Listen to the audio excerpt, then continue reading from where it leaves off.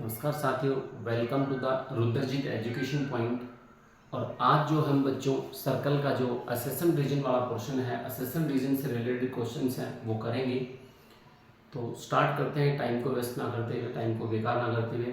Time बहुत कीमती चीज़ है बच्चों, जितना टाइम बचाओगे उतना बचने की कोशिश करेंगे, उतना ही आपको बेनिफिट होगा। टाइम बड़ा बलवान है, टाइम जितना बचाओगे उतना ही आपको बेनिफिट मिलेगा, क्योंकि टाइम जितना बचाएंगे उससे हमारे को बेनिफिट इसलिए है कि जो बचेगा उस टाइम में हम एक्स्ट्रा वर्क कर सकते हैं। टाइम अगर ख़राब कर रहे हो तो टाइम आने वाले समय में आपको ख़राब कर देगा, ये डेफिनेट है। तो टाइम को ख़राब ना करें, टाइम को बेकार ना करें। तो बढ़ते हैं हम आगे क्वेश्चन की तरफ। फर्स्ट क्वेश्चन हमारे पास है बच्चों, in figure O is the centre of circle. O centre है, AOC 140 डिग्री है, देन ABC 120 होगा। तो सबसे पहले बच्चों अगर AOC जो होता है हमारे पास, एंगल AOC किसका डबल होता है? ADC का। A और C पॉइंट से सेंटर पे बन रहा है, A और C पॉइंट से बाउंड्री पे एंगल बन रहा है। तो सेंटर पे बनने वाला एंगल डबल होता है किसका? बाउंड्री पे बनने वाले एंगल का। तो हमारे पास AOC हमारे पास है 140 इज इक्वल टू क्या आ जाएगा बच्चों? 2 टाइम ऑफ ADC। तो ADC हमारे पास क्या आ जाएगा बच्चों? 140 अपॉन में 2, इट मीन्स 70 डिग्री। और यहाँ रीजन होगा an angle subtended by an arc at the center is double of angle subtends by it at the remaining part of circle, at the remaining part of circle, ये हमारे पास आएगा। तो यहां से ABC हमारे पास आ गया 70 का। अब बच्चों ABCD है साइक्लिक कोऑर्डिनेटर। ABCD क्या है? Cyclic coordinator. तो एंगल D और एंगल B का सम क्या आएगा? 180 degree. Angle D plus B 180 degree, sum of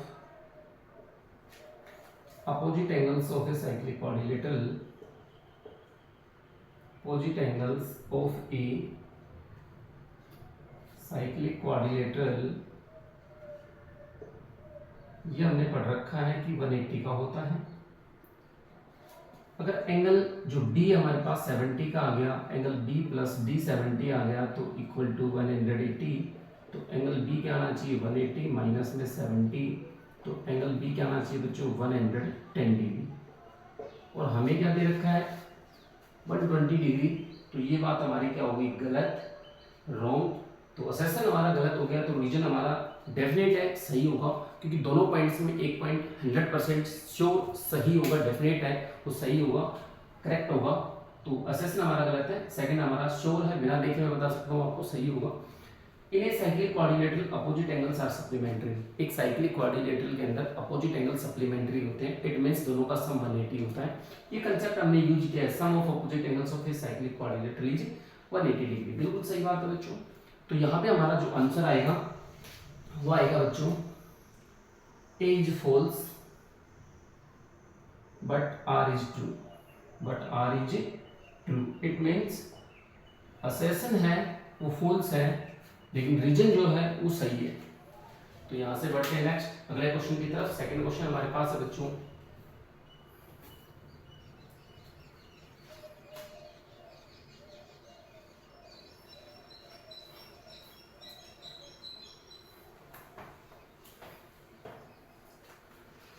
second हमारे पास असेसन क्या है? एंगल सबटेंडेड बाय ए कोड at any 2 points on the circle are equal. ये कह रहा है एक कोड के द्वारा, ये कोड है, इसके द्वारा एंगल सबटेंडेड बाय ए कोड एट एनी 2 पॉइंट्स, किसी भी पॉइंट पे एक एंगल बना दिया, किसी भी पॉइंट पे, और एक ये बना दिया। तो ये कह रहा है ये इक्वल होंगे। ये बात गलत है, ये इक्वल नहीं होंगे। ये बात गलत है क्योंकि दोनों की दोनों सेम सेगमेंट में होंगे तब इक्वल होंगे। तो असेसन हमारा गलत है, तो बढ़ते हैं next. Angle subtended by a कोड at 2 or more points in the same segment of a circle are equal. Question हमारे पास क्या बच्चों, दोबारा से एक बार पढ़ते हैं।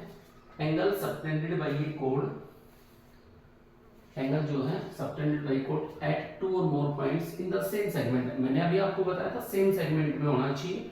एक कोड के द्वारा जितने भी एंगल बनेंगे सेम सेगमेंट में सारे के सारे बराबर होंगे, सारे के सारे क्या होंगे, इक्वल, बराबर होंगे। यदि सेम सेगमेंट में है तब, यदि सेम सेगमेंट में नहीं है तो एंगल्स बराबर नहीं होंगे। तो हमारा जो असेसन यहां भी गलत हो गया, तो A is false but R is true. और ये हमारे पास होता है ऑप्शन डी। ये कौन सा ऑप्शन होता है बच्चों, डी।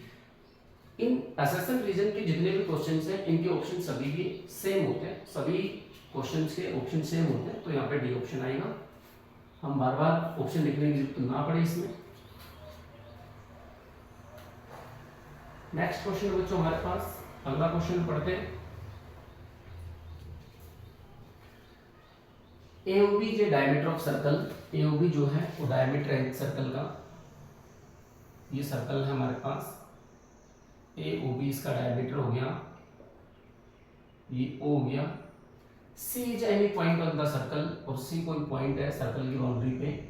देन इसको ज्वाइन करवाएं और इसको ज्वाइन करवाते हैं, तब क्या बनता है हमारे पास, एसी का स्क्वायर प्लस बीसी का स्क्वायर बराबर एबीसी का बराबर एबी का स्क्वायर। तो बच्चों एक बात ये पता होनी चाहिए कि सेमी सर्कल में बनने वाला प्रत्येक एंगल राइट एंगल होता है। Angles in a semi circle is a right angle. ये पता होना चाहिए कि सेमी सर्कल में बनने वाला प्रत्येक एंगल राइट एंगल होता है। अगर बच्चों ये राइट एंगल है तो ट्रायंगल एबीसी हमारे पास राइट एंगल ट्रायंगल होगी, और राइट एंगल ट्रायंगल में हम पाइथागोरस फॉर्मूला यूज करेंगे।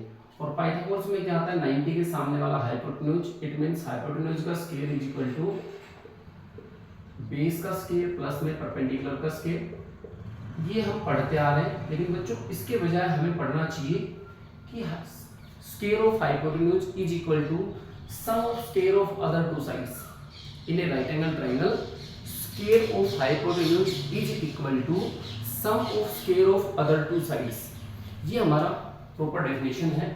तो यहां से इसने कहा कि ये भी डायमीटर है, सी कोई पॉइंट है, और सी पॉइंट है सेमी सर्कल में राइट एंगल है, तो ये हमारे पास राइट एंगल ट्रायंगल हो गया। और यहाँ से पाइथागोरस फॉर्मूले से हमारे पास ये आएगा जो कि हमें गिवन है। इट मींस हमारा जो एक्सप्रेशन है वो बिल्कुल सही है। चलते हैं रीजन पे। रीजन हमारे पास एंगल से semi circle is right angle. Right angle के अंदर जो एंगल है वो सेमी सर्कल होता है। सेमी सर्कल के अंदर जो एंगल है वो राइट एंगल होता है, बिल्कुल सही बात है। ये अभी हमने पढ़ा भी है कि each angle in a semi circle is a right angle. तो हमारे पास दोनों पॉइंट सही हो गए और इसका रीजन भी सही है।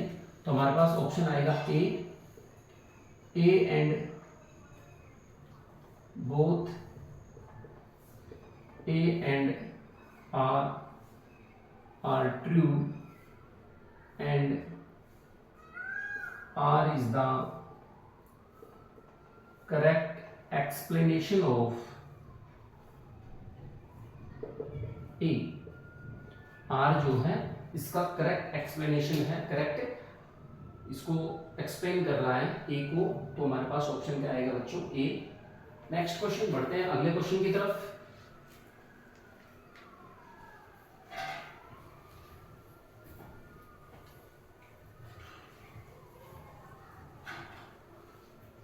नेक्स्ट क्वेश्चन हमारे पास है असलेशन हमारे पास इन ए साइक्लिक क्वाड्रिलेटरल एबीसीडी। तो एक कोई भी साइक्लिक क्वाड्रिलेटरल हम बनाते हैं। पहले सर्कल बनाओ, इस पे कोई भी साइक्लिक क्वाड्रिलेटरल मैंने बना दिया, ए बी सी और डी। अगर मान लो एंगल ए 60 का है तो ये करेक्ट एंगल सी 120 का होगा। हमने पढ़ा था sum of opposite angles of a cyclic quadrilateral 180 होता है। Sum of opposite angles of a cyclic quadrilateral